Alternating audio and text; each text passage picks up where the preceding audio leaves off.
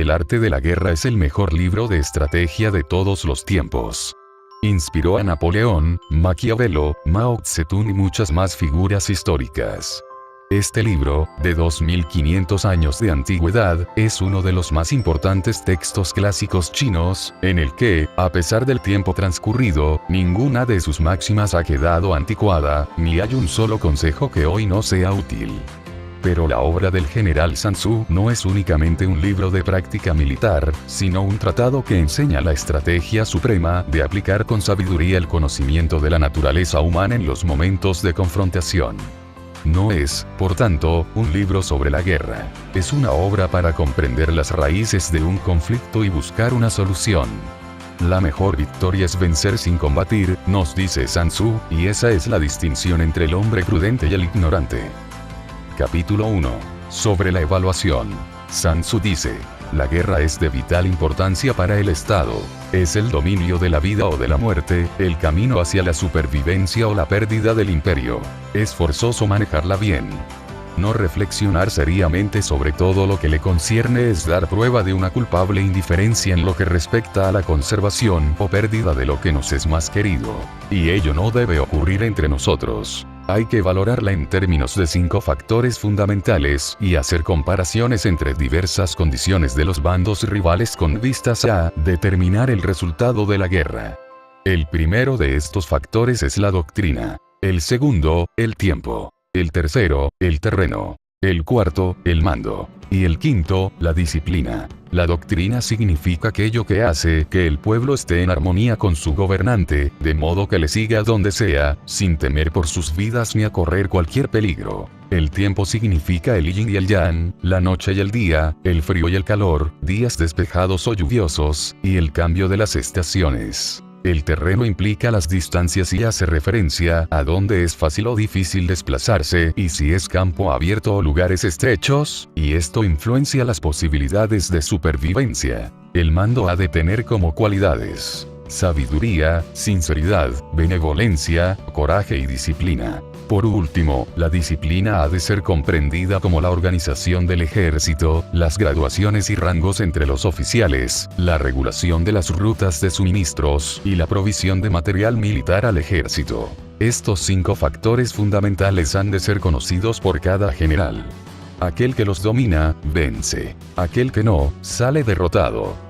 Por lo tanto, al trazar los planes, han de compararse los siguientes 7 factores, valorando cada uno con el mayor cuidado. ¿Qué dirigente es más sabio y capaz? ¿Qué comandante posee el mayor talento? ¿Qué ejército obtiene ventajas de la naturaleza y el terreno? ¿En qué ejército se observan mejor las regulaciones y las instrucciones? ¿Qué tropas son más fuertes? ¿Qué ejército tiene oficiales y tropas mejor entrenadas? ¿Qué ejército administra recompensas y castigos de forma más justa? Mediante el estudio de estos 7 factores, seré capaz de adivinar cuál de los 2 bandos saldrá victorioso y cuál será derrotado. El general que siga mi consejo, es seguro que vencerá. Ese general ha de ser mantenido al mando. Aquel que ignore mi consejo, ciertamente será derrotado. Ese debe ser destituido. Tras prestar atención a mi consejo y planes, el general debe crear una situación que contribuya a su cumplimiento. Por situación quiero decir que debe tomar en consideración la situación del campo y actuar de acuerdo con lo que le es ventajoso. El arte de la guerra se basa en el engaño. Por lo tanto, cuando es capaz de atacar, ha de aparentar incapacidad. Cuando las tropas se mueven, aparentar inactividad. Si está cerca del enemigo, ha de hacerle creer que está lejos. Si está lejos, aparentar que se está cerca. Poner cebos para atraer al enemigo. Golpear al enemigo cuando está desordenado. Prepararse contra él cuando está seguro en todas partes. Evitarle durante un tiempo cuando es más fuerte. Si tu oponente tiene un temperamento colérico, intenta irritarle. Si es arrogante, trata de fomentar su egoísmo. Si las tropas enemigas se hallan bien preparadas tras una reorganización, intenta desordenarlas. Si están unidas, siembra la disensión entre sus filas. Ataca al enemigo cuando no está preparado y aparece cuando no te espera.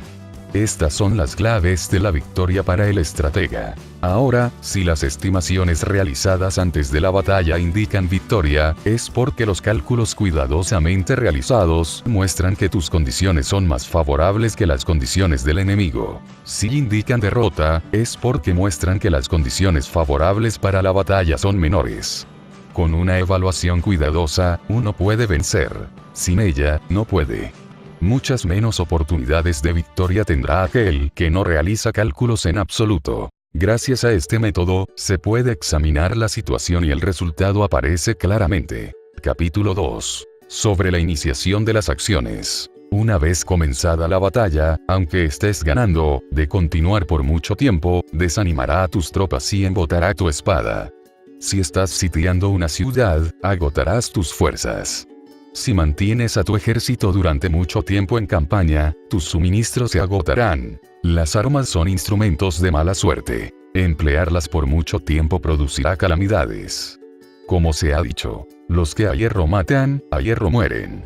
Cuando tus tropas están desanimadas, tu espada embotada, agotadas tus fuerzas y tus suministros son escasos, hasta los tuyos se aprovecharán de tu debilidad para sublevarse.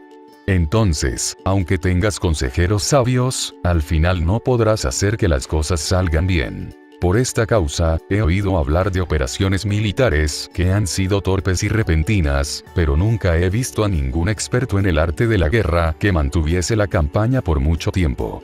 Nunca es beneficioso para un país dejar que una operación militar se prolongue por mucho tiempo. Como se dice comúnmente, sé rápido como el trueno que retumba antes de que hayas podido taparte los oídos, veloz como el relámpago que relumbra antes de haber podido pestañear. Por lo tanto, los que no son totalmente conscientes de la desventaja de servirse de las armas no pueden ser totalmente conscientes de las ventajas de utilizarlas. Los que utilizan los medios militares con pericia no activan a sus tropas 2 veces, ni proporcionan alimentos en 3 ocasiones, con un mismo objetivo. Esto quiere decir que no se debe movilizar al pueblo más de una vez por campaña, y que inmediatamente después de alcanzar la victoria, no se debe regresar al propio país para hacer una segunda movilización. Al principio esto significa proporcionar alimentos para las propias tropas, pero después se quitan los alimentos al enemigo. Si tomas los suministros de armas de tu propio país, pero quitas los alimentos al enemigo, puedes estar bien abastecido de armamento y de provisiones. Cuando un país se empobrece a causa de las operaciones militares, se debe al transporte de provisiones desde un lugar distante. Si las transportas desde un lugar distante, el pueblo se empobrecerá. Los que habitan cerca de donde está el ejército pueden vender sus cosechas a precios elevados, pero se acaba de este modo el bienestar de la mayoría de la población. Cuando se transportan las provisiones muy lejos, la gente se arruina a causa del alto costo. En los mercados cercanos al ejército, los precios de las mercancías se aumentan. Por lo tanto, las largas campañas militares constituyen una lacra para el país. Cuando se agotan los recursos, los impuestos se recaudan bajo presión. Cuando el poder y los recursos se han agotado, se arruina el propio país. Se priva al pueblo de gran parte de su presupuesto, mientras que los gastos del gobierno para armamento se elevan. Los habitantes constituyen la base de un país, los alimentos son la felicidad del pueblo. El príncipe debe respetar este hecho y ser sobrio y austero en sus gastos públicos. En consecuencia, un general inteligente lucha por desproveer al enemigo de sus alimentos. Cada porción de alimentos tomados al enemigo equivale a 20 que te suministras a ti mismo. Así pues, lo que arrasa al enemigo es la imprudencia y la motivación de los tuyos en asumir los beneficios de los adversarios. Cuando recompenses a tus hombres con los beneficios que ostentaban los adversarios, los harás luchar por propia iniciativa, y así podrás tomar el poder y la influencia que tenía el enemigo. Es por esto por lo que se dice que donde hay grandes recompensas hay hombres valientes. Por consiguiente, en una batalla de carros, recompensa primero al que tome al menos 10 carros. Si recompensas a todo el mundo, no habrá suficiente para todos, así pues, ofrece una recompensa a un soldado para animar a todos los demás. Cambia sus colores, de los soldados enemigos hechos prisioneros, utiliza los mezclados con los tuyos. Trata bien a los soldados y préstales atención. Los soldados prisioneros deben ser bien tratados, para conseguir que en el futuro luchen para ti. A esto se llama vencer al adversario e incrementar por añadidura tus propias fuerzas. Si utilizas al enemigo para derrotar al enemigo, serás poderoso en cualquier lugar a donde vayas. Así pues, lo más importante en una operación militar es la victoria y no la persistencia. Esta última no es beneficiosa. Un ejército es como el fuego. Si no lo apagas, se consumirá por sí mismo. Por lo tanto, sabemos que el que está a la cabeza del ejército está a cargo de las vidas de los habitantes y de la seguridad de la nación. Capítulo 3. Sobre las proposiciones de la victoria y la derrota. Como regla general, es mejor conservar a un enemigo intacto que destruirlo. Capturar a sus soldados para conquistarlos y dominar a sus jefes. Un general decía: practica las artes marciales, calcula la fuerza de tus adversarios, haz que pierdan su ánimo y dirección, de manera que aunque el ejército enemigo esté intacto sea inservible. Esto es ganar sin violencia. Si destruyes al ejército enemigo y matas a sus generales, asaltas sus defensas disparando, reúnes a una muchedumbre y usurpas un territorio, todo esto es ganar por la fuerza. Por esto, los que ganan todas las batallas no son realmente profesionales. Los que consiguen que se rindan impotentes los ejércitos ajenos sin luchar son los mejores maestros del arte de la guerra. Los guerreros superiores atacan mientras los enemigos están proyectando sus planes. Luego deshacen sus alianzas. Por eso, un gran emperador decía: el que lucha por la victoria frente a espadas desnudas no es un buen general. La peor táctica es atacar a una ciudad. Asediar, acorralar a una ciudad solo se lleva a cabo como último recurso. Emplea no menos de 3 meses en preparar tus artefactos y otros 3 para coordinar los recursos para tu asedio. Nunca se debe atacar por cólera y con prisas. Es aconsejable tomarse tiempo en la planificación y coordinación del plan. Por lo tanto, un verdadero maestro de las artes marciales vence a otras fuerzas enemigas sin batalla, conquista otras ciudades sin asediarlas y destruye a otros ejércitos sin emplear mucho tiempo. Un maestro experto en las artes marciales deshace los planes de los enemigos, estropea sus relaciones y alianzas, le corta los suministros o bloquea su camino, venciendo mediante estas tácticas sin necesidad de luchar. Es imprescindible luchar contra todas las facciones enemigas para obtener una victoria completa, de manera que su ejército no quede acuartelado y el beneficio sea total. Esta es la ley del asedio estratégico. La victoria completa se produce cuando el ejército no lucha, la ciudad no es asediada, la destrucción no se prolonga durante mucho tiempo, y en cada caso el enemigo es vencido por el empleo de la estrategia. Así pues, la regla de la utilización de la fuerza es la siguiente: si tus fuerzas son 10 veces superiores a las del adversario, rodéalo. Si son 5 veces superiores, atácalo. Si son 2 veces superiores, divídelo. Si tus fuerzas son iguales en número, lucha si te es posible. Si tus fuerzas son inferiores, mantente continuamente en guardia, pues el más pequeño fallo te acarrearía las peores consecuencias. Trata de mantenerte al abrigo y evita en lo posible un enfrentamiento abierto con él. La prudencia y la firmeza de un pequeño número de personas pueden llegar a cansar y a dominar incluso a numerosos ejércitos. Este consejo se aplica en los casos en que todos los factores son equivalentes.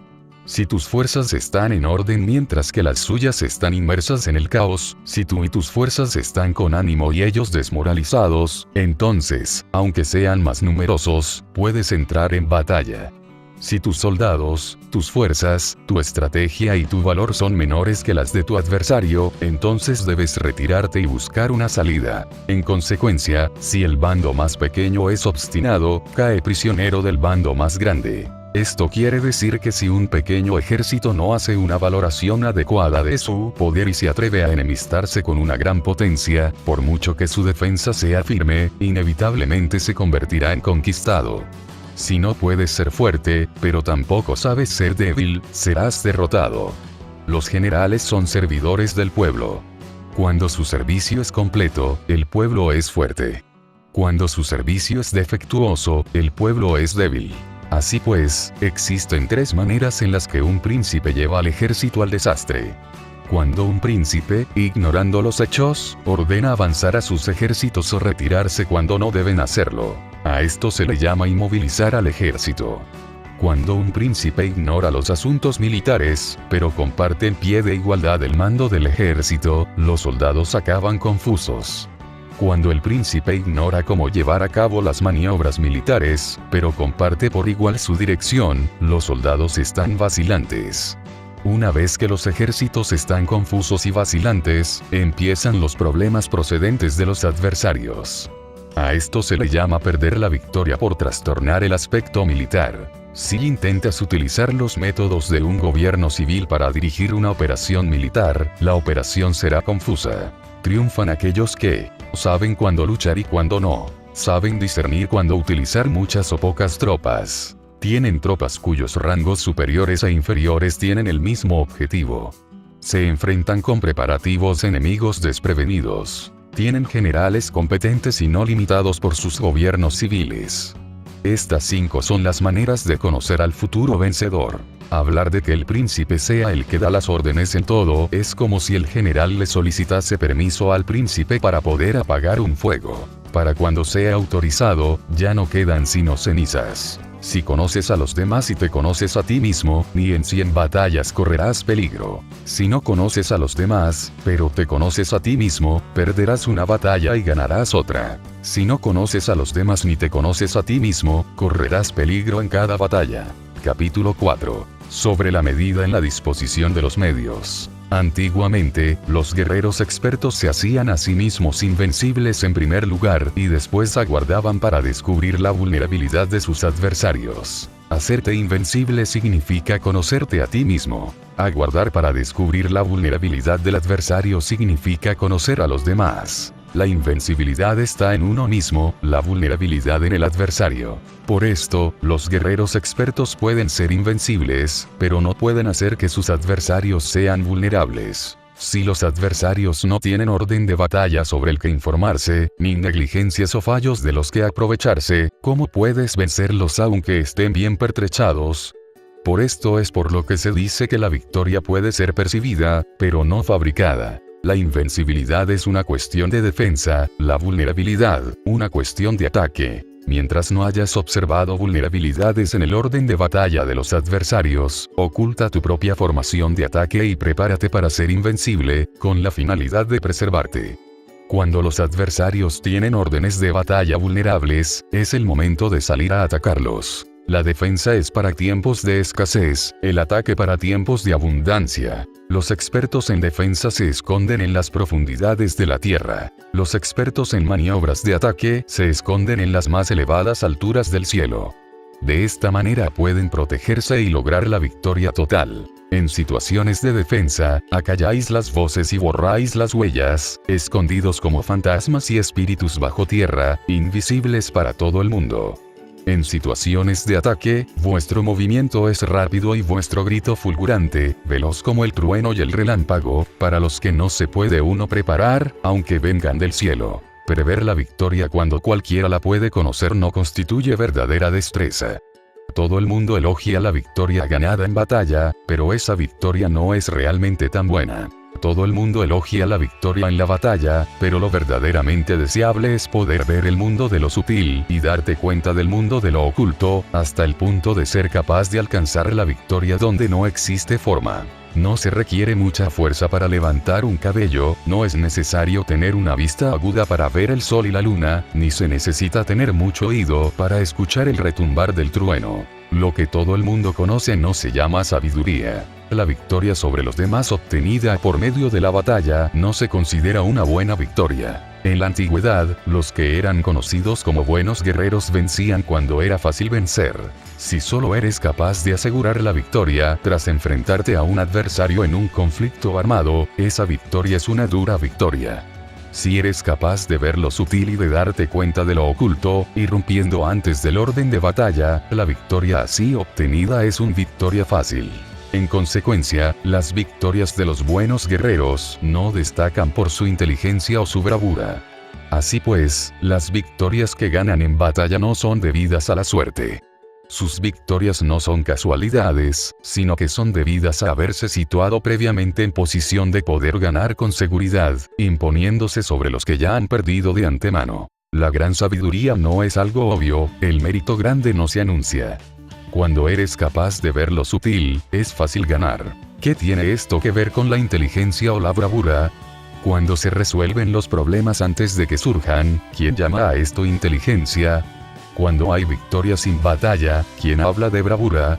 Así pues, los buenos guerreros toman posición en un terreno en el que no pueden perder y no pasan por alto las condiciones que hacen a su adversario proclive a la derrota. En consecuencia, un ejército victorioso gana primero y entabla la batalla después. Un ejército derrotado lucha primero e intenta obtener la victoria después. Esta es la diferencia entre los que tienen estrategia y los que no tienen planes premeditados. Los que utilizan bien las armas, cultivan el camino y observan las leyes.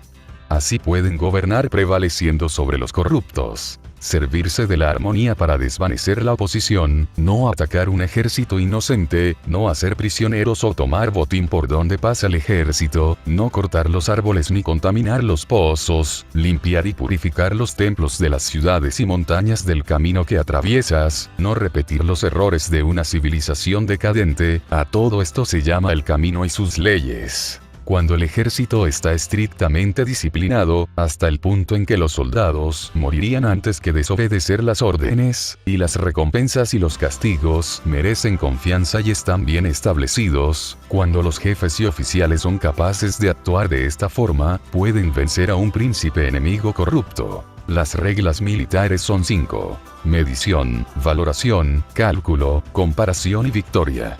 El terreno da lugar a las mediciones, estas dan lugar a las valoraciones a los cálculos, estos a las comparaciones, y las comparaciones dan lugar a las victorias. Mediante las comparaciones de las dimensiones, puedes conocer dónde se halla la victoria o la derrota. En consecuencia, un ejército victorioso es como 1 kilo comparado con 1 gramo. Un ejército derrotado es como 1 gramo comparado con 1 kilo. Cuando el que gana consigue que su pueblo vaya a la batalla como si estuviera dirigiendo una gran corriente de agua hacia un cañón profundo, esto es una cuestión de orden de batalla. Cuando el agua se acumula en un cañón profundo, nadie puede medir su cantidad, lo mismo que nuestra defensa no muestra su forma.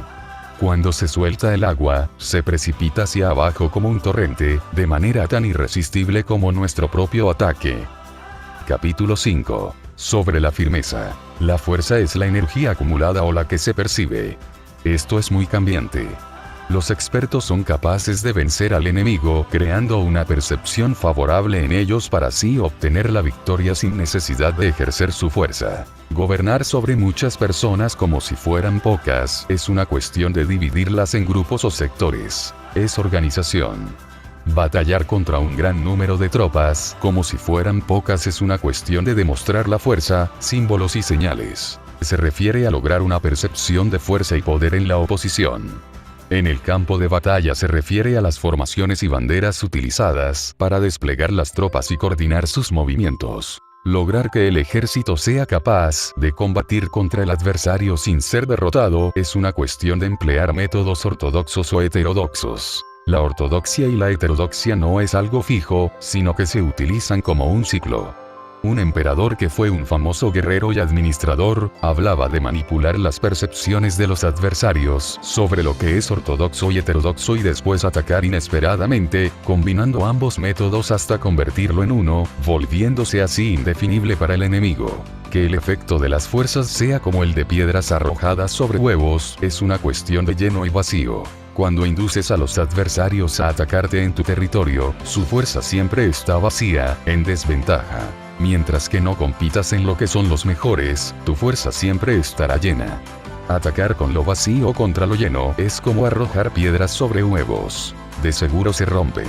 Cuando se entabla una batalla de manera directa, la victoria se gana por sorpresa.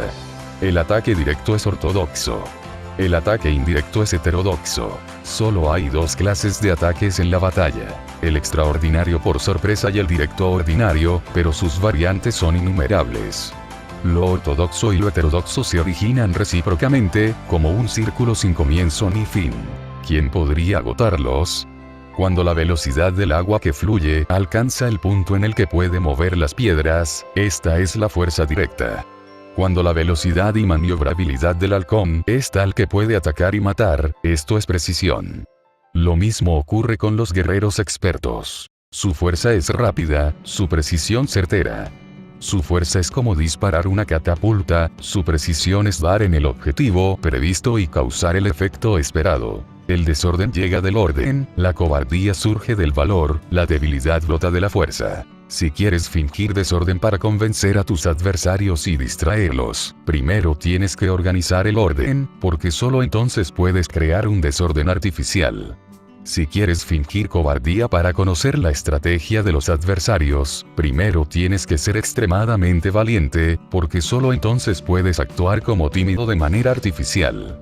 Si quieres fingir debilidad para inducir la arrogancia en tus enemigos, primero has de ser extremadamente fuerte, porque solo entonces puedes pretender ser débil. El orden y el desorden son una cuestión de organización.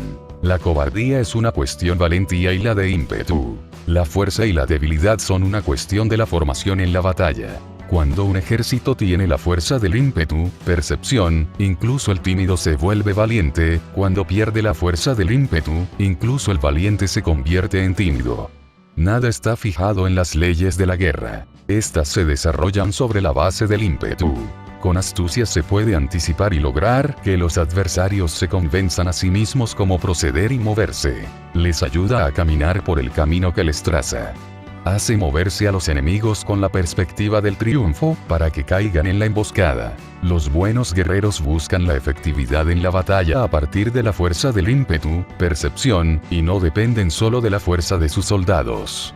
Son capaces de escoger a la mejor gente, desplegarlos adecuadamente y dejar que la fuerza del ímpetu logre sus objetivos. Cuando hay entusiasmo, convicción, orden, organización, recursos, compromiso de los soldados, tienes la fuerza del ímpetu y el tímido es valeroso. Así es posible asignar a los soldados por sus capacidades, habilidades y encomendarle deberes y responsabilidades adecuadas. El valiente puede luchar, el cuidadoso puede hacer de centinela y el inteligente puede estudiar, analizar y comunicar. Cada cual es útil. Hacer que los soldados luchen permitiendo que la fuerza del ímpetu haga su trabajo es como hacer rodar rocas.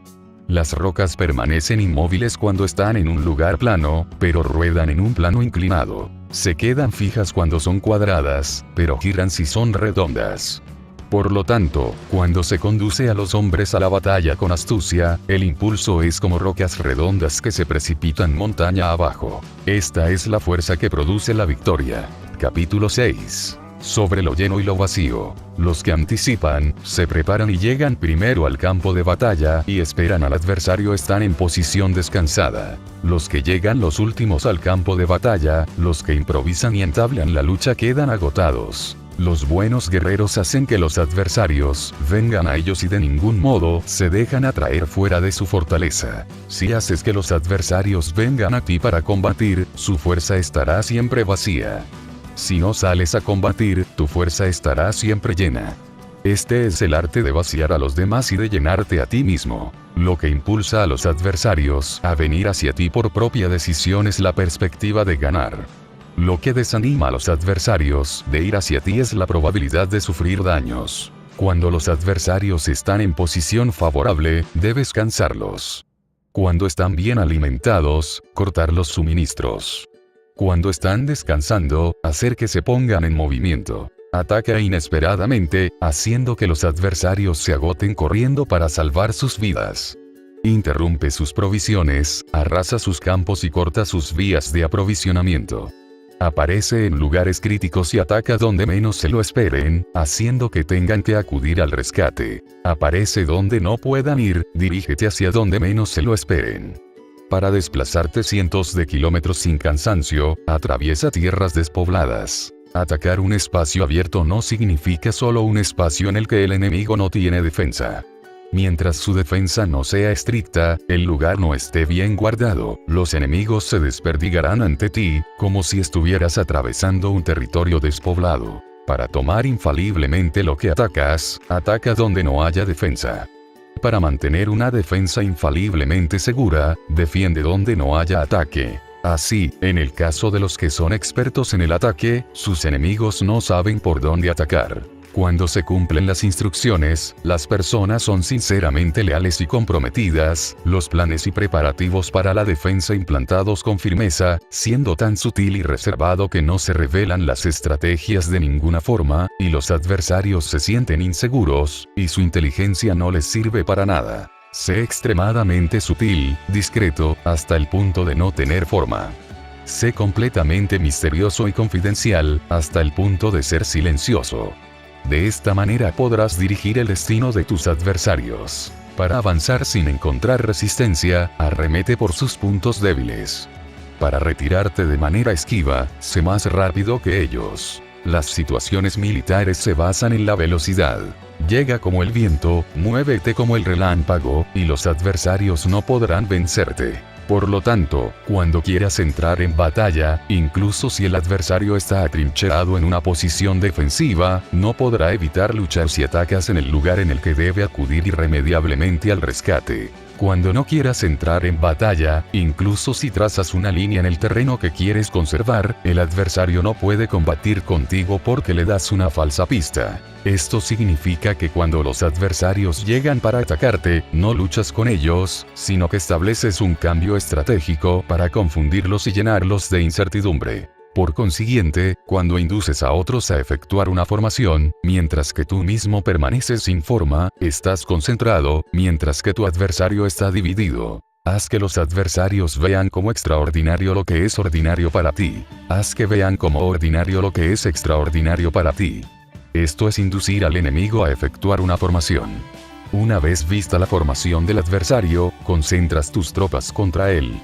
Como tu formación no está a la vista, el adversario dividirá seguramente sus fuerzas. Cuando estás concentrado formando una sola fuerza, mientras que el enemigo está dividido en 10, estás atacando a una concentración de 1 contra 10, así que tus fuerzas superan a las suyas. Si puedes atacar a unos pocos soldados con muchos, diezmarás el número de tus adversarios. Cuando estás fuertemente atrincherado, te has hecho fuerte tras buenas barricadas, y no dejas filtrar ninguna información sobre tus fuerzas, sal afuera sin información precisa, ataca y conquista de manera incontenible. No han de conocer dónde piensas librar la batalla, porque cuando no se conoce, el enemigo destaca muchos puestos de vigilancia, y en el momento en el que se establecen numerosos puestos, solo tienes que combatir contra pequeñas unidades. Así pues, cuando su vanguardia está preparada, su retaguardia es defectuosa, y cuando su retaguardia está preparada, su vanguardia presenta puntos débiles.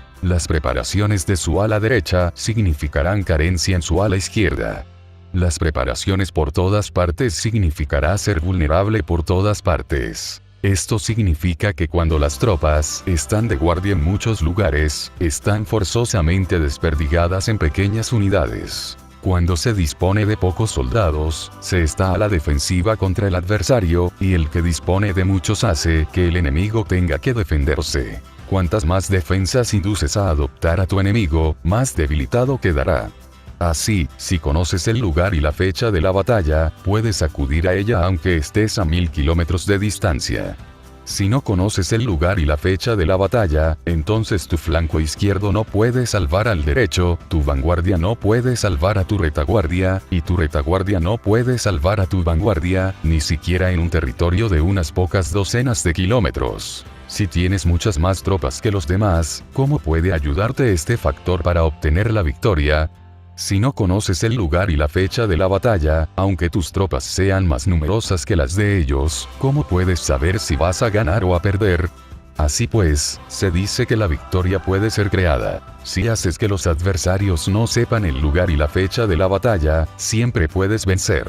Incluso si los enemigos son numerosos, puede hacerse que no entren en combate. Por tanto, haz tu valoración sobre ellos para averiguar sus planes y determinar qué estrategia puede tener éxito y cuál no.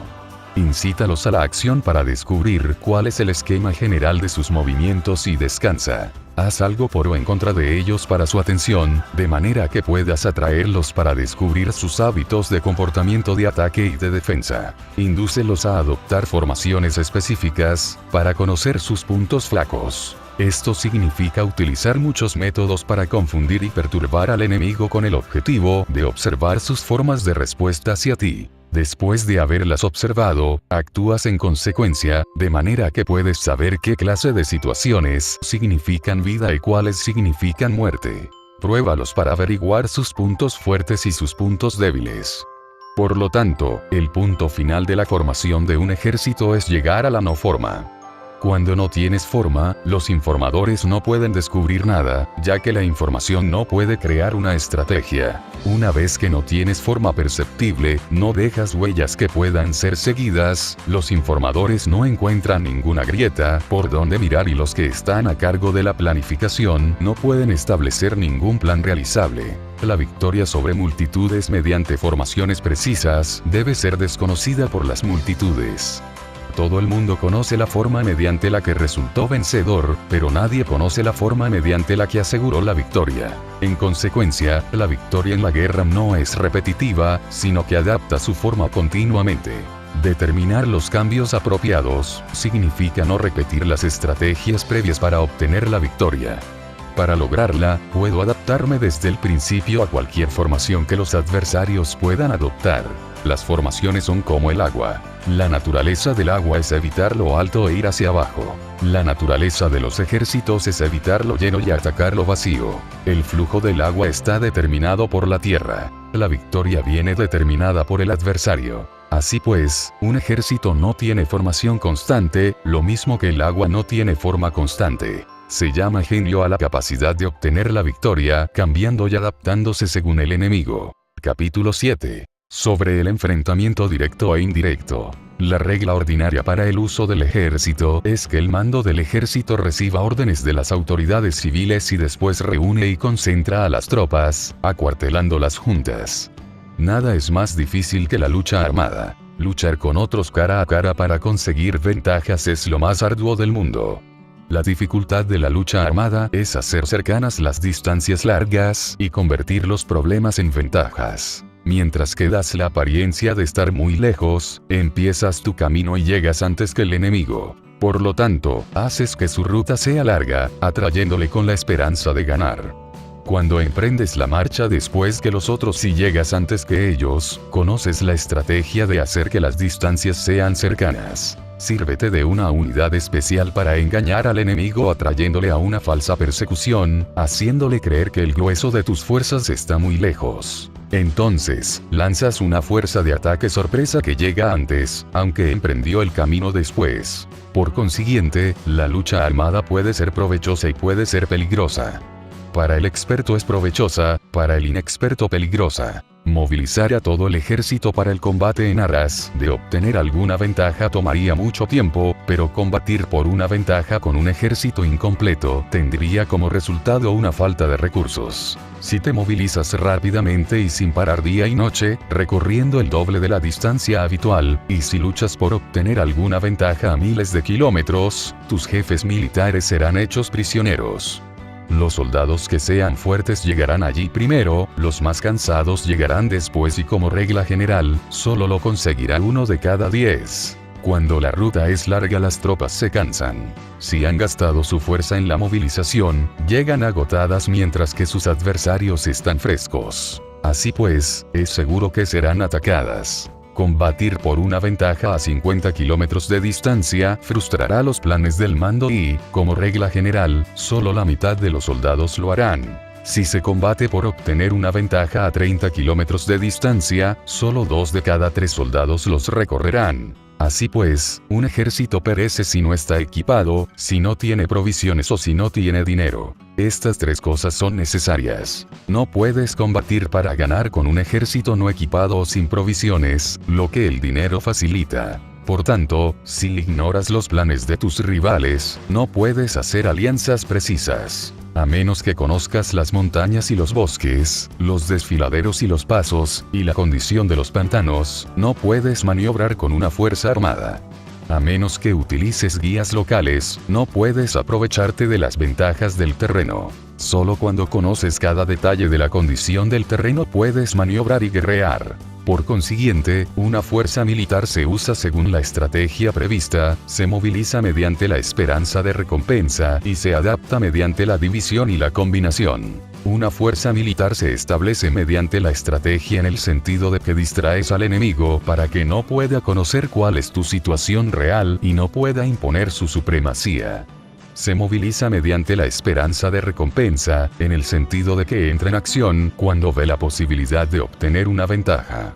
Dividir y volver a hacer combinaciones de tropas se hace para confundir al adversario y observar cómo reacciona frente a ti. De esta manera puedes adaptarte para obtener la victoria. Por eso, cuando una fuerza militar se mueve con rapidez es como el viento. Cuando va lentamente es como el bosque. Es voraz como el fuego e inmóvil como las montañas. Es rápida como el viento en el sentido que llega sin avisar y desaparece como el relámpago. Es como un bosque porque tiene un orden. Es voraz como el fuego que devasta una planicie sin dejar tras sí ni una brizna de hierba. Es inmóvil como una montaña cuando se acuartela. Es tan difícil de conocer como la oscuridad. Su movimiento es como un trueno que retumba. Para ocupar un lugar, divide a tus tropas. Para expandir tu territorio, divide los beneficios. La regla general de las operaciones militares es desproveer de alimentos al enemigo todo lo que se pueda. Sin embargo, en localidades donde la gente no tiene mucho, es necesario dividir a las tropas en grupos más pequeños para que puedan tomar en diversas partes lo que necesitan, ya que solo así tendrán suficiente. En cuanto a dividir el botín, significa que es necesario repartirlo entre las tropas para guardar lo que ha sido ganado, no dejando que el enemigo lo recupere. Actúa después de haber hecho una estimación. Gana el que conoce primero la medida de lo que está lejos y lo que está cerca. Esta es la regla general de la lucha armada. El primero que hace el movimiento es el invitado, el último es el anfitrión. El invitado lo tiene difícil, el anfitrión lo tiene fácil. Cerca y lejos significan desplazamiento. El cansancio, el hambre y el frío surgen del desplazamiento. Un antiguo libro que trata de asuntos militares dice: las palabras no son escuchadas, por eso se hacen los símbolos y los tambores. Las banderas y los estandartes se hacen a causa de la ausencia de visibilidad. Símbolos, tambores, banderas y estandartes se utilizan para concentrar y unificar los oídos y los ojos de los soldados. Una vez que están unificados, el valiente no puede actuar solo, ni el tímido puede retirarse solo. Esta es la regla general del empleo de un grupo. Unificar los oídos y los ojos de los soldados significa hacer que miren y escuchen al unísono de manera que no caigan en la confusión y el desorden. Las señales se utilizan para indicar direcciones e impedir que los individuos vayan a donde se les antoje. Así pues, en batallas nocturnas utiliza fuegos y tambores, y en batallas diurnas sírvete de banderas y estandartes para manipular los oídos y los ojos de los soldados. Utiliza muchas señales para confundir las percepciones del enemigo y hacerle temer tu temible poder militar. De esta forma haces desaparecer la energía de sus ejércitos y desmoralizas a sus generales. En primer lugar, has de ser capaz de mantenerte firme en tu propio corazón. Solo entonces puedes desmoralizar a los generales enemigos. Por esto, la tradición afirma que los habitantes de otros tiempos tenían la firmeza para desmoralizar, y la antigua ley de los que conducían carros de combate decía que cuando la mente original es firme, la energía fresca es victoriosa. De este modo, la energía de la mañana está llena de ardor, la del mediodía decae y la energía de la noche se retira. En consecuencia, los expertos en el manejo de las armas prefieren la energía entusiasta, atacan la decadente y la que se bate en retirada. Son ellos los que dominan la energía. Cualquier débil en el mundo se dispone a combatir en un minuto si se siente animado, pero cuando se trata realmente de tomar las armas y de entrar en batalla, es poseído por la energía. Cuando esta energía se desvanece, se detendrá, estará asustado y se arrepentirá de haber comenzado. La razón por la que esa clase de ejércitos miran por encima del hombro a enemigos fuertes, lo mismo que miran a las doncellas vírgenes, es porque se están aprovechando de su agresividad, estimulada por cualquier causa. Utilizar el orden para enfrentarse al desorden, utilizar la calma para enfrentarse con los que se agitan, esto es dominar el corazón. A menos que tu corazón esté totalmente abierto y tu mente en orden, no puedes esperar ser capaz de adaptarte a responder sin límites, a manejar los acontecimientos de manera infalible, a enfrentarte a dificultades graves e inesperadas sin turbarte, dirigiendo cada cosa sin confusión. Dominar la fuerza es esperar a los que vienen de lejos, aguardar con toda comodidad a los que se han fatigado y con el estómago saciado a los hambrientos. Esto es lo que se quiere decir cuando se habla de atraer a otros hacia donde estás, al tiempo que evitas ser inducido a ir hacia donde están ellos. Evitar la confrontación contra formaciones de combate bien ordenadas y no atacar grandes batallones constituye el dominio de la adaptación. Por tanto, la regla general de las operaciones militares es no enfrentarse a una gran montaña ni oponerse al enemigo de espaldas a esta. Esto significa que si los adversarios están en un terreno elevado, no debes atacarles cuesta arriba, y que cuando efectúan una carga cuesta abajo, no debes hacerles frente. No persigas a los enemigos cuando finjan una retirada, ni ataques tropas expertas. Si los adversarios huyen de repente antes de agotar su energía, seguramente hay emboscadas esperándote para atacar a tus tropas. En este caso, debes retener a tus oficiales para que no se lancen en su persecución. No consumas la comida de sus soldados. Si el enemigo abandona de repente sus provisiones, estas han de ser probadas antes de ser comidas, por si están envenenadas. No detengas a ningún ejército que esté en camino a su país. Bajo estas circunstancias, un adversario luchará hasta la muerte. Hay que dejarle una salida a un ejército rodeado. Muéstrales una manera de salvar la vida para que no estén dispuestos a luchar hasta la muerte, y así podrás aprovecharte para atacarles. No presiones a un enemigo desesperado. Un animal agotado seguirá luchando, pues esa es la ley de la naturaleza. Estas son las leyes de las operaciones militares. Capítulo 8. Sobre los 9 cambios. Por lo general, las operaciones militares están bajo el mando del gobernante civil para dirigir al ejército. El general no debe levantar su campamento en un terreno difícil. Deja que se establezcan relaciones diplomáticas en las fronteras. No permanezcas en un territorio árido ni aislado. Cuando te halles en un terreno cerrado, prepara alguna estrategia y muévete. Cuando te halles en un terreno mortal, lucha. Terreno cerrado significa que existen lugares escarpados, que te rodean por todas partes, de manera que el enemigo tiene movilidad, que puede llegar e irse con libertad, pero a ti te es difícil salir y volver. Cada ruta debe ser estudiada para que sea la mejor. Hay rutas que no debes usar, ejércitos que no han de ser atacados, ciudades que no deben ser rodeadas, terrenos sobre los que no se debe combatir, y órdenes de gobernantes civiles que no deben ser obedecidas. En consecuencia, los generales que conocen las variables posibles para aprovecharse del terreno saben cómo manejar las fuerzas armadas. Si los generales no saben cómo adaptarse de manera ventajosa, aunque conozcan la condición del terreno, no pueden aprovecharse de él. Si están al mando de ejércitos, pero ignoran las artes de la total adaptabilidad, aunque conozcan el objetivo a lograr, no pueden hacer que los soldados luchen por él.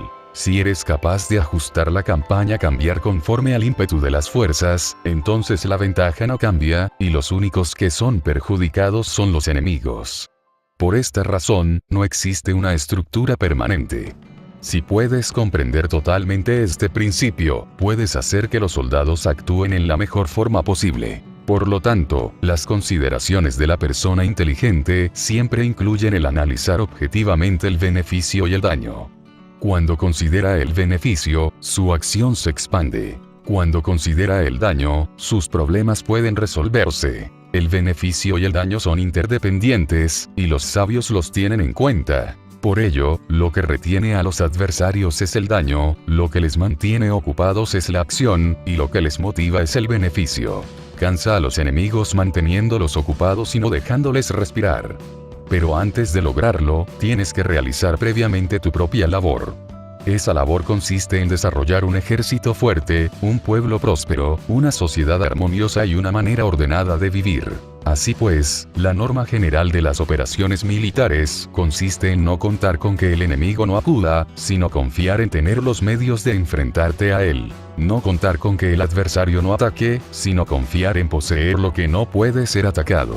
Si puedes recordar siempre el peligro cuando estás a salvo y el caos en tiempos de orden, permanece atento al peligro y al caos mientras no tengan todavía forma y evítalos antes de que se presenten. Esta es la mejor estrategia de todas. Por esto, existen 5 rasgos que son peligrosos en los generales. Los que están dispuestos a morir pueden perder la vida. Los que quieren preservar la vida pueden ser hechos prisioneros. Los que son dados a los apasionamientos irracionales pueden ser ridiculizados. Los que son muy puritanos pueden ser deshonrados. Los que son compasivos pueden ser turbados. Si te presentas en un lugar que con toda seguridad los enemigos se precipitarán a defender, las personas compasivas se apresurarán invariablemente a rescatar a sus habitantes, causándose a sí mismos problemas y cansancio. Estos son 5 rasgos que constituyen defectos en los generales y que son desastrosos para las operaciones militares. Los buenos generales son de otra manera. Se comprometen hasta la muerte, pero no se aferran a la esperanza de sobrevivir. Actúan de acuerdo con los acontecimientos en forma racional y realista sin dejarse llevar por las emociones ni estar sujetos a quedar confundidos.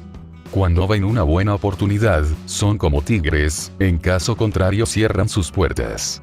Su acción y su no acción son cuestiones de estrategia y no pueden ser complacidos ni enfadados. Capítulo 9. Sobre la distribución de los medios. Las maniobras militares son el resultado de los planes y las estrategias en la manera más ventajosa para ganar. Determinan la movilidad y efectividad de las tropas. Si vas a colocar tu ejército en posición de observar al enemigo, atraviesa rápido las montañas y vigílalos desde un valle. Considera el efecto de la luz y mantente en la posición más elevada del valle.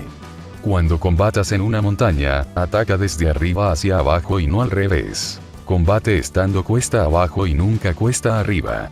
Evita que el agua divida tus fuerzas, aléjate de las condiciones desfavorables lo antes que te sea posible.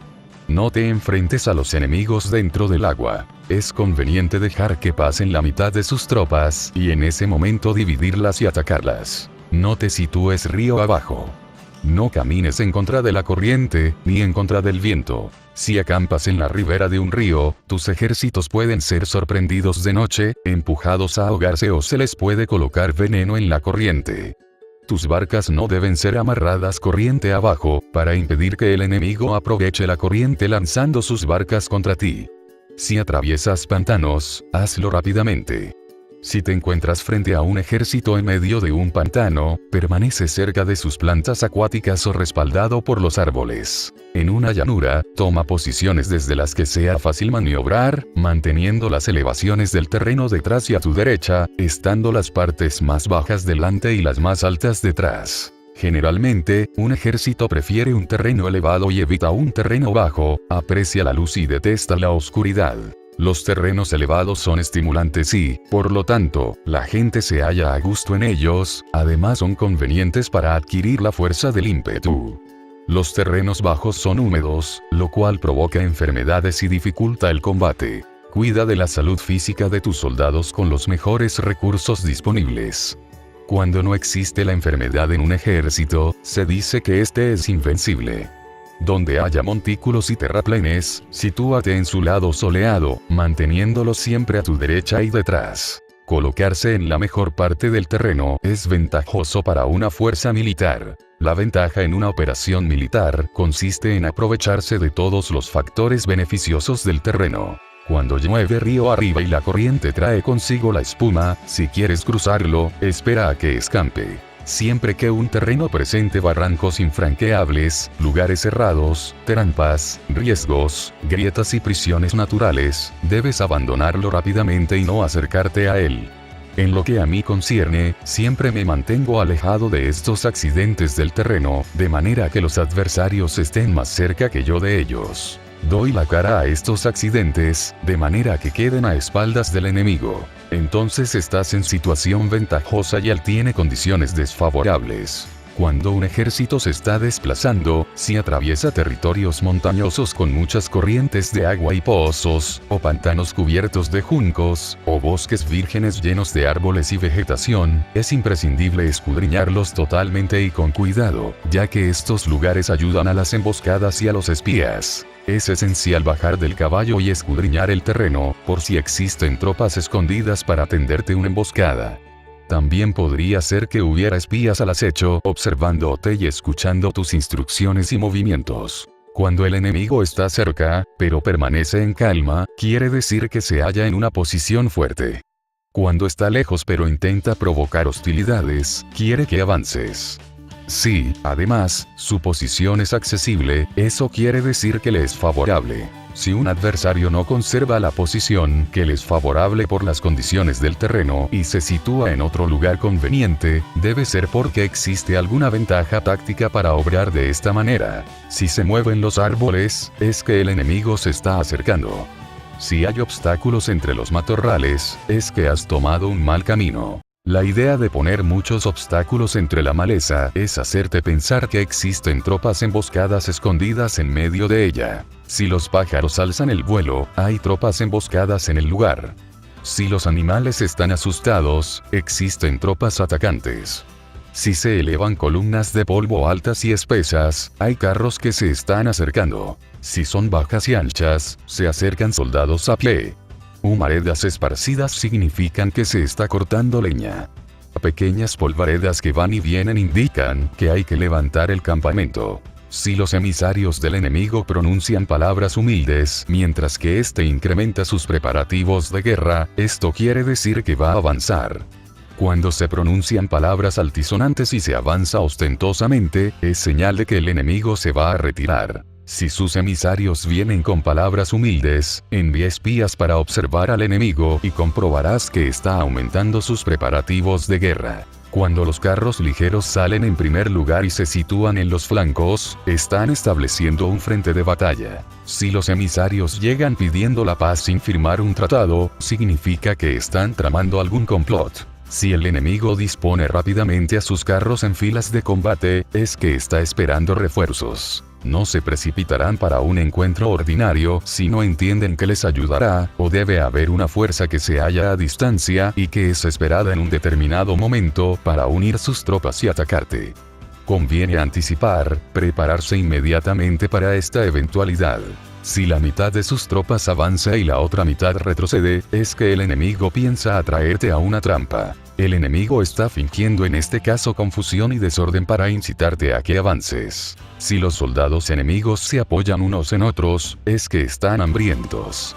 Si los aguadores beben en primer lugar, es que las tropas están sedientas. Si el enemigo ve una ventaja pero no la aprovecha, es que está cansado. Si los pájaros se reúnen en el campo enemigo, es que el lugar está vacío. Si hay pájaros sobrevolando una ciudad, el ejército ha huido. Si se producen llamadas nocturnas, es que los soldados enemigos están atemorizados. Tienen miedo y están inquietos, y por eso se llaman unos a otros. Si el ejército no tiene disciplina, esto quiere decir que el general no es tomado en serio. Si los estandartes se mueven, es que está sumido en la confusión.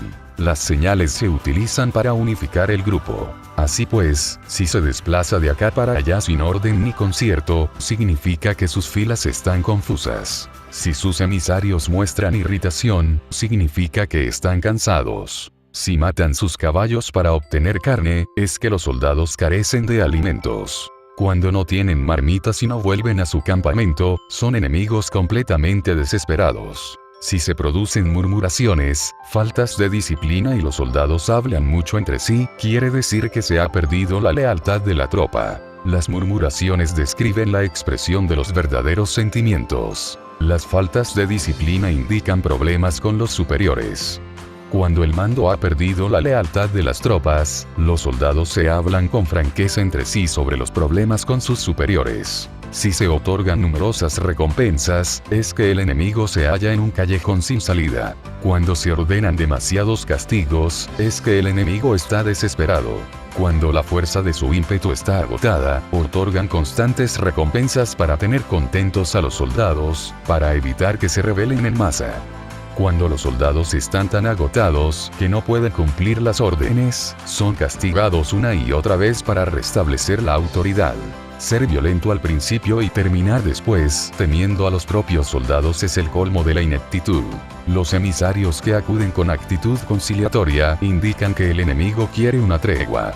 Si las tropas enemigas se enfrentan a ti con ardor, pero demoran el momento de entrar en combate sin abandonar no obstante el terreno, has de observarlos cuidadosamente. Están preparando un ataque por sorpresa. En asuntos militares, no es necesariamente más beneficioso ser superior en fuerzas, solo evitar actuar con violencia innecesaria. Es suficiente con consolidar tu poder, hacer estimaciones sobre el enemigo y conseguir reunir tropas. Eso es todo. El enemigo que actúa aisladamente, que carece de estrategia y que toma a la ligera a sus adversarios, inevitablemente acabará siendo derrotado. Si tu plan no contiene una estrategia de retirada o posterior al ataque, sino que confías exclusivamente en la fuerza de tus soldados, y tomas a la ligera a tus adversarios sin valorar su condición, con toda seguridad caerás prisionero. Si se castiga a los soldados antes de haber conseguido que sean leales al mando, no obedecerán, y si no obedecen, serán difíciles de emplear.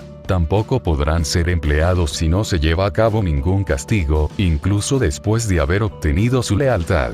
Cuando existe un sentimiento subterráneo de aprecio y confianza, y los corazones de los soldados están ya vinculados al mando, si se relaja la disciplina, los soldados se volverán arrogantes y será imposible emplearlos. Por lo tanto, dirígelos mediante el arte civilizado y unifícalos mediante las artes marciales. Esto significa una victoria continua. Arte civilizado significa humanidad, y artes marciales significan reglamentos.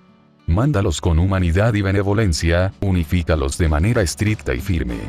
Cuando la benevolencia y la firmeza son evidentes, es posible estar seguro de la victoria. Cuando las órdenes se dan de manera clara, sencilla y consecuente a las tropas, éstas las aceptan. Cuando las órdenes son confusas, contradictorias y cambiantes, las tropas no las aceptan o no las entienden. Cuando las órdenes son razonables, justas, sencillas, claras y consecuentes, existe una satisfacción recíproca entre el líder y el grupo. Capítulo 10. Sobre la topología. Algunos terrenos son fáciles, otros difíciles, algunos neutros, otros estrechos, accidentados o abiertos. Cuando el terreno sea accesible, sé el primero en establecer tu posición eligiendo las alturas soleadas. Una posición que sea adecuada para transportar los suministros. Así tendrás ventaja cuando libres la batalla. Cuando estés en un terreno difícil de salir, estás limitado.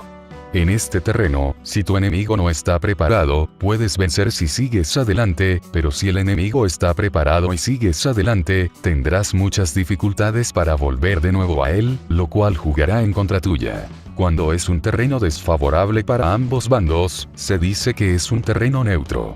En un terreno neutro, incluso si el adversario te ofrece una ventaja, no te aproveches de ella. Retírate, induciendo a salir a la mitad de las tropas enemigas, y entonces cae sobre él aprovechándote de esta condición favorable. En un terreno estrecho, si eres el primero en llegar, debes ocuparlo totalmente y esperar al adversario. Si él llega antes, no lo persigas y bloquea los desfiladeros. Persíguelo solo si no los bloquea. En terreno accidentado, si eres el primero en llegar, debes ocupar sus puntos altos y soleados y esperar al adversario. Si éste los ha ocupado antes, retírate y no lo persigas. En un terreno abierto, la fuerza del ímpetu se encuentra igualada y es difícil provocarle a combatir de manera desventajosa para él. Entender estas 6 clases de terreno es la responsabilidad principal del general y es imprescindible considerarlos. Estas son las configuraciones del terreno. Los generales que las ignoran salen derrotados. Así pues, entre las tropas están las que huyen, las que se retraen, las que se derrumban, las que se rebelan y las que son derrotadas. Ninguna de estas circunstancias constituyen desastres naturales, sino que son debidas a los errores de los generales. Las tropas que tienen el mismo ímpetu, pero que atacan en proporción de 1 contra 10, salen derrotadas. Los que tienen tropas fuertes pero cuyos oficiales son débiles, quedan retraídos. Los que tienen soldados débiles al mando de oficiales fuertes, se verán en apuros. Cuando los oficiales superiores están encolerizados y son violentos, y se enfrentan al enemigo por su cuenta y por despecho, y cuando los generales ignoran sus capacidades, el ejército se desmoronará. Como norma general, para poder vencer al enemigo, todo el mando militar debe tener una sola intención, y todas las fuerzas militares deben cooperar. Cuando los generales son débiles y carecen de autoridad, cuando las órdenes no son claras, cuando oficiales y soldados no tienen solidez y las formaciones son anárquicas, se produce revuelta. Los generales que son derrotados son aquellos que son incapaces de calibrar a los adversarios, entran en combate con fuerzas superiores en número mejor equipadas y no seleccionan a sus tropas según los niveles de preparación de las mismas. Si empleas soldados sin seleccionar a los preparados de los no preparados, a los arrojados y a los timoratos, te estás buscando tu propia derrota. Estas son las 6 maneras de ser derrotado. La comprensión de estas situaciones es la responsabilidad suprema de los generales y deben ser consideradas. La primera es no calibrar el número de fuerzas. La segunda, la ausencia de un sistema claro de recompensas y castigos. La tercera, la insuficiencia de entrenamiento. La cuarta es la pasión irracional. La quinta es la ineficacia de la ley del orden. Y la sexta es el fallo de no seleccionar a los soldados fuertes y resueltos. La configuración del terreno puede ser un apoyo para el ejército. Para los jefes militares, el curso de la acción adecuada es calibrar al adversario para asegurar la victoria y calcular los riesgos y las distancias. Salen vencedores los que libran batallas conociendo estos elementos. Salen derrotados los que luchan ignorándolos. Por lo tanto, cuando las leyes de la guerra señalan una victoria segura, es claramente apropiado entablar batalla, incluso si el gobierno ha dado órdenes de no atacar. Si las leyes de la guerra no indican una victoria segura, es adecuado no entrar en batalla, aunque el gobierno haya dado la orden de atacar.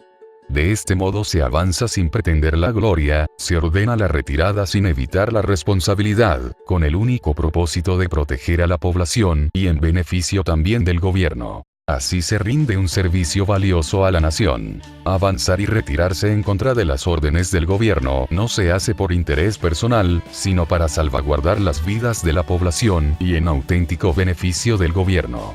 Servidores de esta talla son muy útiles para un pueblo. Mira por tus soldados como miras por un recién nacido. Así estarán dispuestos a seguirte hasta los valles más profundos.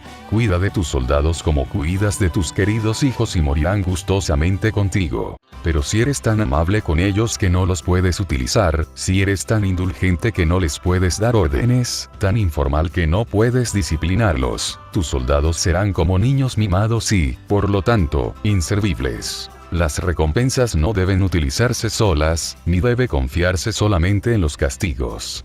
En caso contrario, las tropas, como niños mimosos, se acostumbran a disfrutar o a quedar resentidas por todo. Esto es dañino y los vuelve inservibles. Si sabes que tus soldados son capaces de atacar, pero ignoras si el enemigo es invulnerable a un ataque, tienes solo la mitad de posibilidades de ganar. Si sabes que tu enemigo es vulnerable a un ataque, pero ignoras si tus soldados son capaces de atacar, solo tienes la mitad de posibilidades de ganar.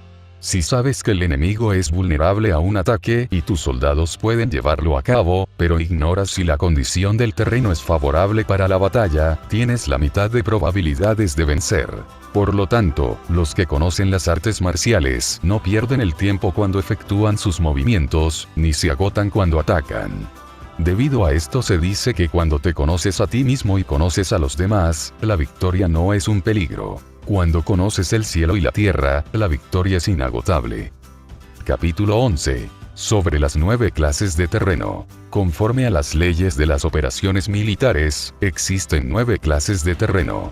Si intereses locales luchan entre sí en su propio territorio, a este se le llama terreno de dispersión. Cuando los soldados están apegados a su casa y combaten cerca de su hogar pueden ser dispersados con facilidad. Cuando penetras en un territorio ajeno, pero no lo haces en profundidad, a este se le llama territorio ligero. Esto significa que los soldados pueden regresar fácilmente. El territorio que puede resultarte ventajoso si lo tomas y ventajoso al enemigo si es él quien lo conquista, se llama terreno clave. Un terreno de lucha inevitable es cualquier enclave defensivo o paso estratégico. Un territorio igualmente accesible para ti y para los demás se llama terreno de comunicación. El territorio que está rodeado por 3 territorios rivales, y es el primero en proporcionar libre acceso a él a todo el mundo se llama terreno de intersección. El terreno de intersección es aquel en el que convergen las principales vías de comunicación uniéndolas entre sí. Sé el primero en ocuparlo y la gente tendrá que ponerse de tu lado. Si lo obtienes, te encuentras seguro. Si lo pierdes, corres peligro. Cuando penetras en profundidad en un territorio ajeno y dejas detrás muchas ciudades y pueblos, a este terreno se le llama difícil. Es un terreno del que es difícil regresar. Cuando atraviesas montañas boscosas, desfiladeros abruptos u otros accidentes difíciles de atravesar, a esto se le llama terreno desfavorable. Cuando el acceso es estrecho y la salida es tortuosa, de manera que una pequeña unidad enemiga puede atacarte aunque tus tropas sean más numerosas, a este se le llama terreno cercado. Si eres capaz de una gran adaptación, puedes atravesar este territorio. Si solo puedes sobrevivir en un territorio luchando con rapidez y si es fácil morir si no lo haces, a este se le llama terreno mortal. Las tropas que se encuentran en un terreno mortal están en la misma situación que si se encontraran en una barca que se hunde o en una casa ardiendo. Así pues, no combatas en un terreno de dispersión, no te detengas en un terreno ligero, no ataques en un terreno clave, ocupado por el enemigo, no dejes que tus tropas sean divididas en un terreno de comunicación. En terrenos de intersección, establece comunicaciones. En terrenos difíciles, entra aprovisionado. En terrenos desfavorables, continúa marchando. En terrenos cercados, haz planes. En terrenos mortales, lucha. En un terreno de dispersión, los soldados pueden huir. Un terreno ligero es cuando los soldados han penetrado en territorio enemigo pero todavía no tienen las espaldas cubiertas. Por eso, sus mentes no están realmente concentradas y no están listos para la batalla. No es ventajoso atacar al enemigo en un terreno clave. Lo que es ventajoso es llegar el primero a él.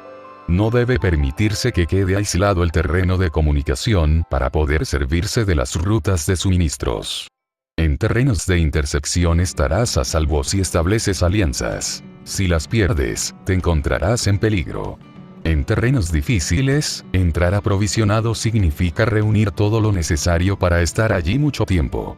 En terrenos desfavorables, ya que no puedes atrincherarte en ello, debes apresurarte a salir.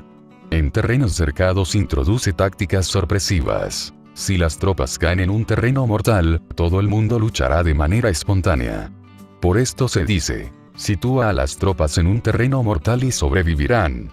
Los que eran antes considerados como expertos en el arte de la guerra eran capaces de hacer que el enemigo perdiera contacto entre su vanguardia y su retaguardia, la confianza entre las grandes y las pequeñas unidades, el interés recíproco por el bienestar de los diferentes rangos, el apoyo mutuo entre gobernantes y gobernados, el alistamiento de soldados y la coherencia de sus ejércitos.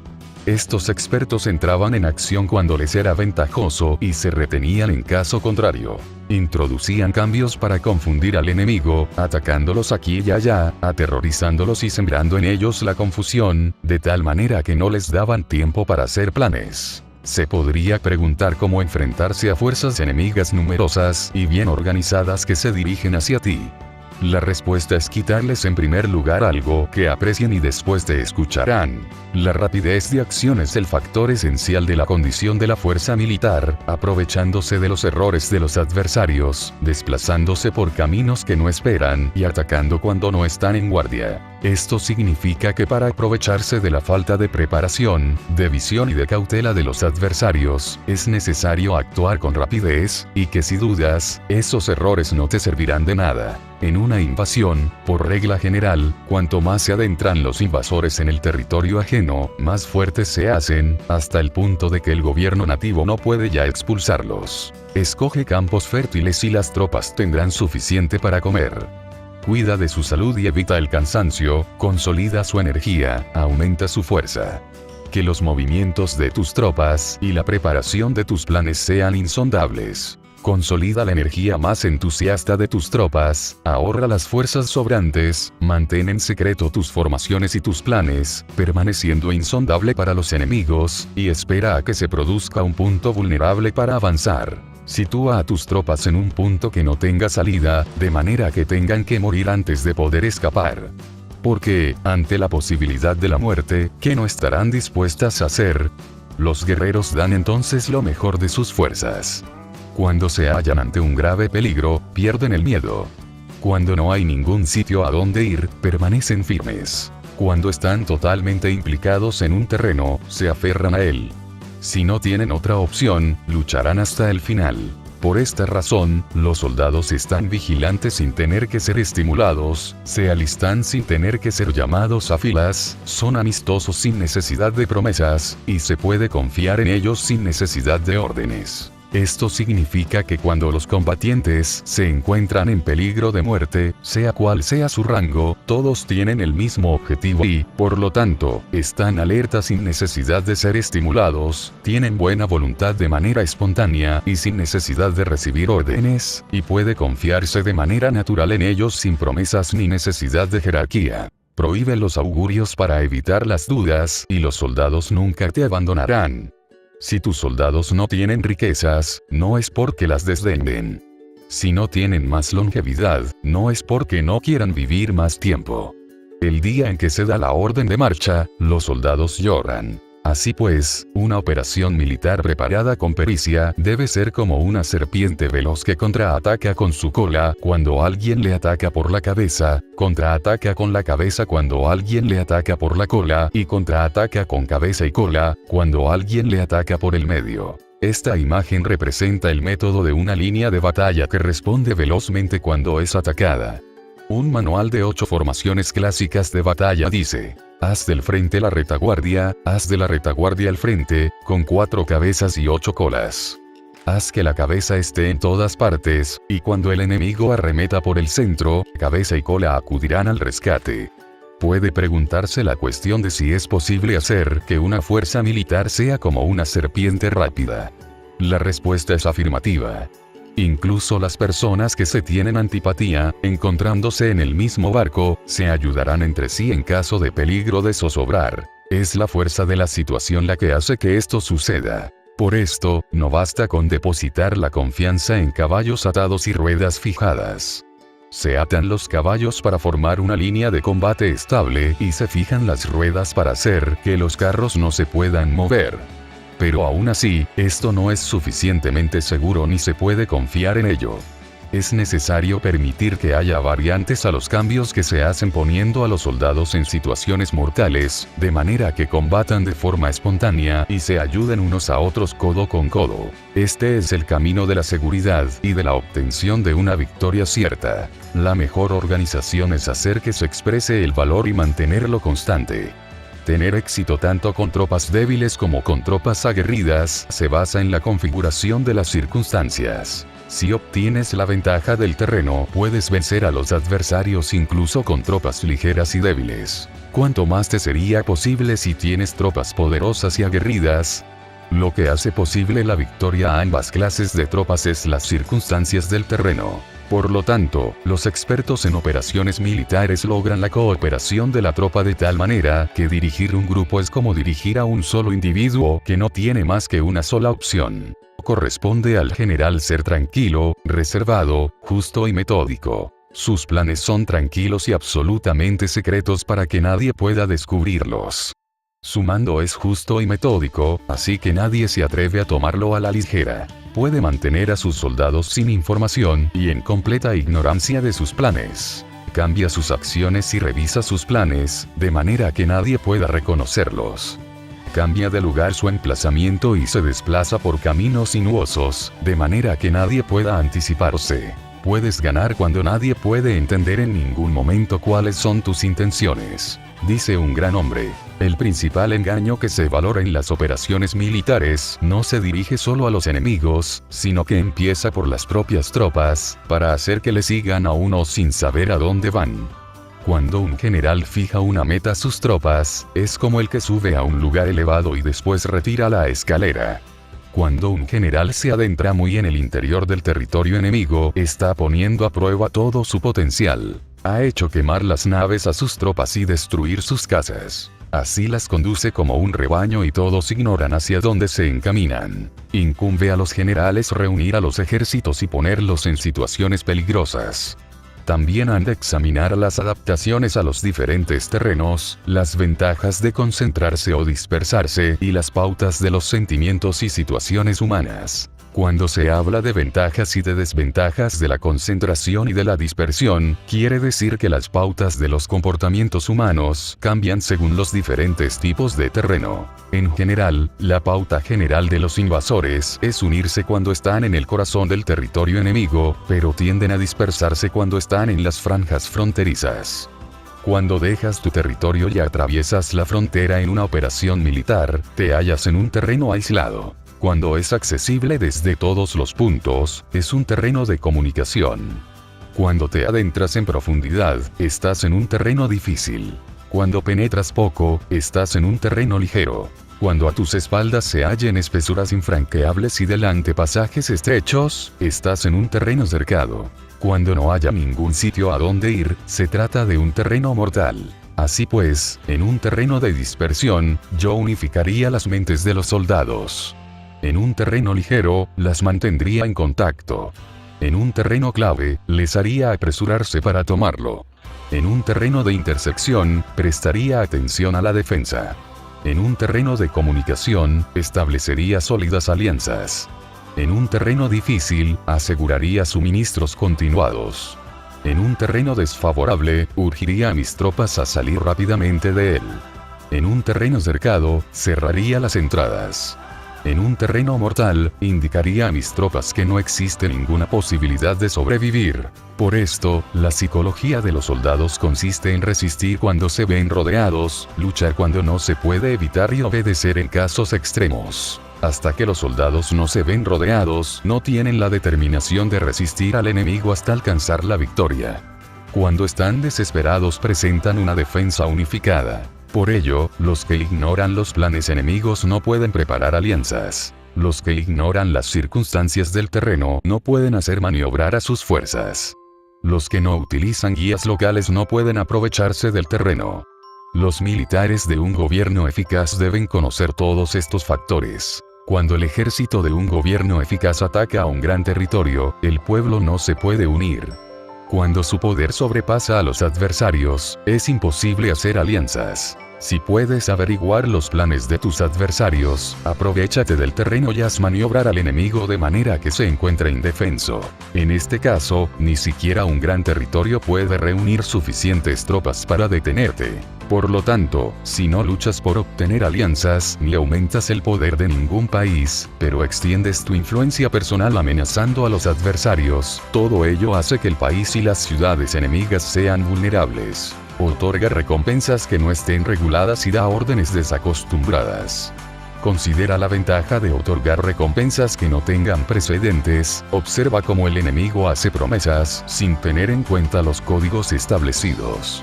Maneja las tropas como si fueran una sola persona. Empléalas en tareas reales pero no les hables. Motívalas con recompensas pero no les comentes los perjuicios posibles. Emplea a tus soldados solo en combatir, sin comunicarles tu estrategia.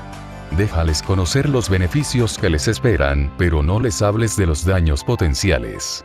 Si la verdad se filtra, tu estrategia puede hundirse. Si los soldados empiezan a preocuparse, se volverán vacilantes y temerosos. Colócalos en una situación de posible exterminio y entonces lucharán para vivir.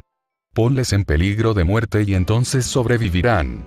Cuando las tropas afrontan peligro son capaces de luchar para obtener la victoria. Así pues, la tarea de una operación militar es fingir acomodarse a las intenciones del enemigo. Si te concentras totalmente en este, puedes matar a su general aunque estés a kilómetros de distancia. A esto se llama cumplir el objetivo con pericia. Al principio te acomodas a sus intenciones, después matas a sus generales. Esta es la pericia en el cumplimiento del objetivo. Así, el día en que se declara la guerra, se cierran las fronteras, se rompen los salvoconductos y se impide el paso de emisarios. Los asuntos se deciden rigurosamente desde que se comienza a planificar y establecer la estrategia desde la casa o cuartel general. El rigor en los cuarteles generales en la fase de planificación se refiere al mantenimiento del secreto. Cuando el enemigo ofrece oportunidades, aprovéchalas inmediatamente. Entérate primero de lo que pretende y después anticípate a él. Mantén la disciplina y adáptate al enemigo para determinar el resultado de la guerra. Así, al principio eres como una doncella y el enemigo abre sus puertas. Entonces, tú eres como una liebre suelta y el enemigo no podrá expulsarte.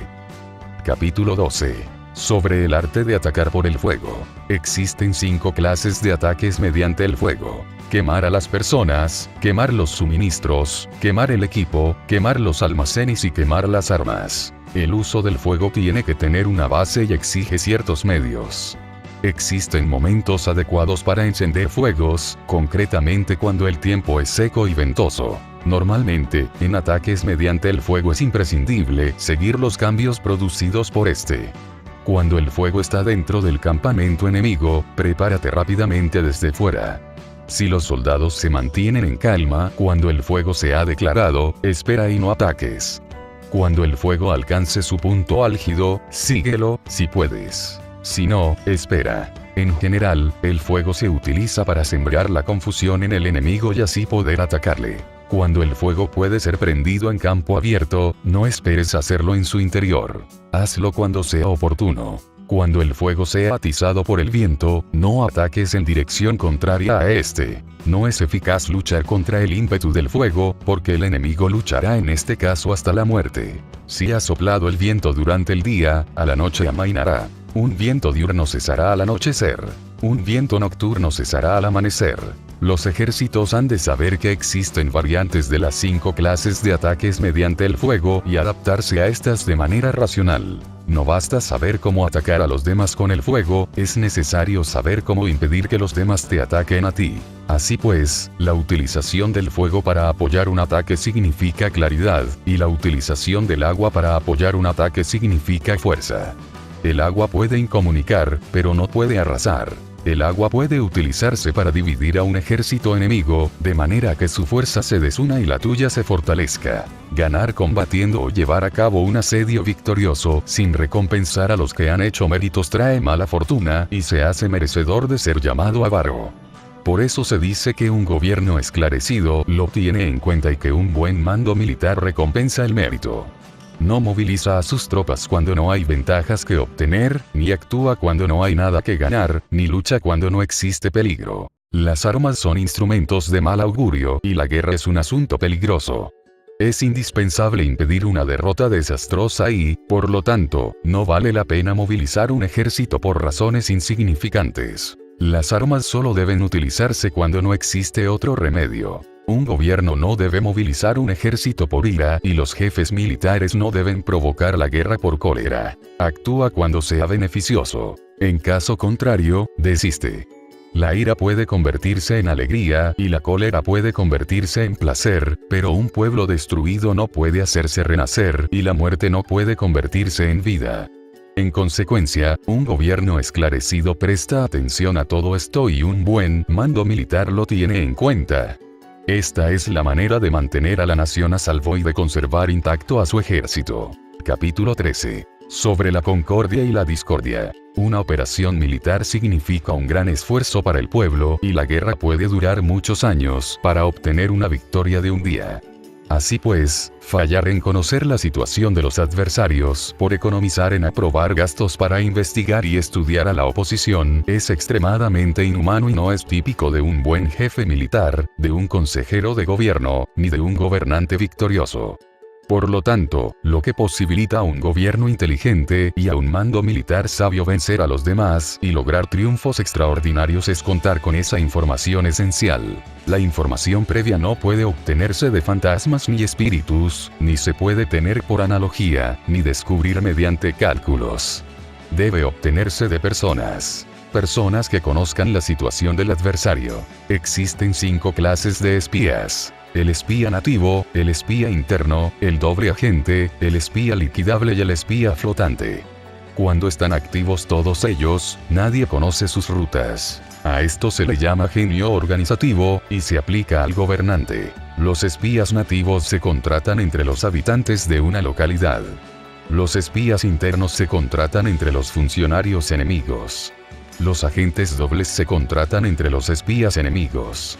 Los espías liquidables transmiten falsos datos a los espías enemigos.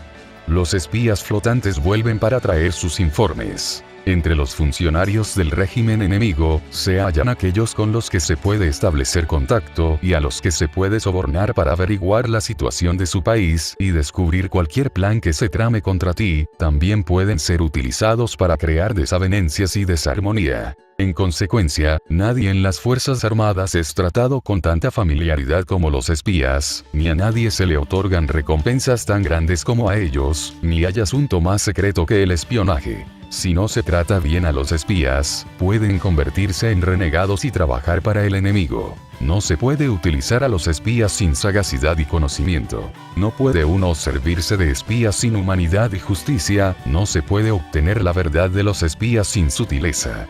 Ciertamente, es un asunto muy delicado.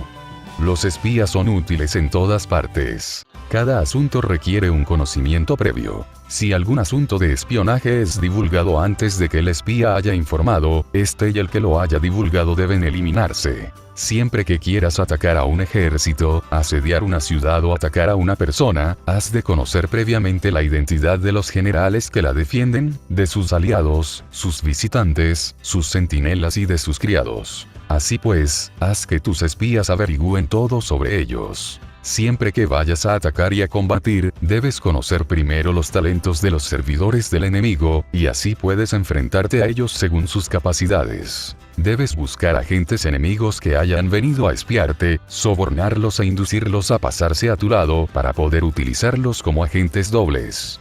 Con la información obtenida de esta manera, puedes encontrar espías nativos y espías internos para contratarlos.